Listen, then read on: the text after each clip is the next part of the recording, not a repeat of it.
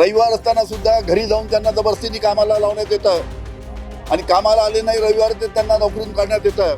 पण त्या कंपनीने 50 लाख रुपये प्रति व्यक्ती त्या सोलर कंपनीने जाहीर करण्याची आवश्यकता आहे.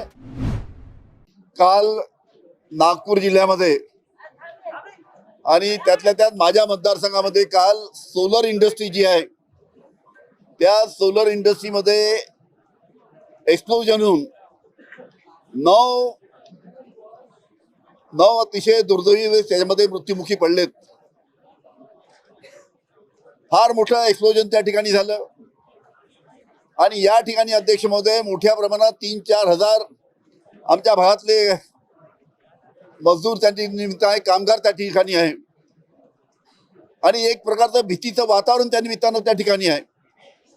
काल ही दुर्दैवी घटना झाली. आज अशी परिस्थिती आहे की त्यांची बॉडी सुद्धा मिळू शकत नाही. लहान लहान तुकडे त्या निमित्तानं झालेले आहेत आणि त्या तिथल्या मजुरांशी मी जेव्हा बोललो तेव्हा त्यांनी सांगितलं की ज्या पद्धतीनं त्यांची पिळवणूक मॅनेजमेंटकडनं केली जाते, रविवार असताना सुद्धा घरी जाऊन त्यांना जबरदस्तीने कामाला लावण्यात येतं आणि कामाला आले नाही रविवार ते त्यांना नोकरीतून काढण्यात येतं.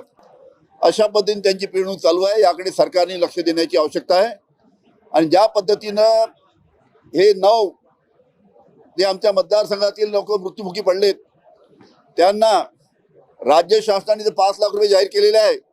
पण त्या कंपनीने 50 लाख रुपये प्रति व्यक्ती त्या सोलर कंपनीने जाहीर करण्याची आवश्यकता आहे आणि त्याचबरोबर प्रत्येकाच्या घरामध्ये एकाला नोकरी सुद्धा या कंपनीने दिली पाहिजे. आज हा प्रश्न मी विधानसभेमध्ये मांडण्याचा प्रयत्न केला, पण माझ्या मतदारसंघातील सुद्धा हा प्रश्न असून सुद्धा मला विधानसभेमध्ये बोलू दिलं नाही. याच्यामुळे आम्ही सर्वांनी सभात्याग त्या निमित्तानं या विषयावर आम्ही केलेला आहे.